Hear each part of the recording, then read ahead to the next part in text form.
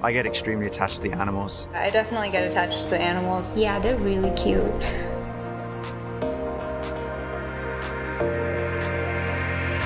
We want to be more kind. We want to be more humane. People coming into the field now are really pushing that. I'm one of the people who makes the devices using my hands. I'm constantly thinking that this is gonna go into Barbara, or this is gonna go into Cleo, and we know their names. We've seen them. Our animal behavior team is fantastic. My job's so much better because I can rely on their expertise.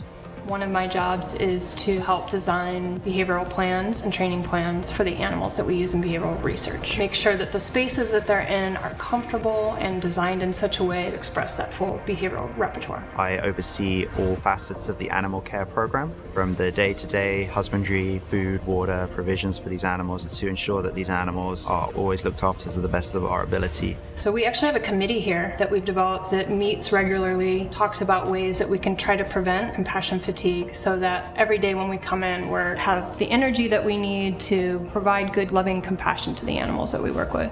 Pigs are a model that actually approximates humans in some interesting ways in terms of size, biomechanics of the skull. They're very adept at exploring their environment, using their senses, their sense of touch with their snout in particular. We can tap into that part of their brain and decode those intentions. It's totally amazing to see what they're able to do with training, all with positive reinforcement. Positive reinforcement is where you offer an animal an opportunity to form a behavior and be rewarded for it if they choose to participate in it. We do give them the option of not participating. We'll do reinforcement preference testing. And if you look into any other field where animals are looked at, whether that's the food industry, the pet industry, you're not going to find any other area where there's multiple dedicated veterinarians, veterinary technicians, animal care, behaviorists, all looking at an animal every single day. I got into this field probably as an inspiration from my sister, who is on the autism spectrum. It made me look at all life forms that were struggling and challenged to have their own voice heard. And so I wanted to be in a position where I could bridge that opportunity to communicate with the world. I really feel that Neuralink supports animal welfare and allows us to have a voice for them.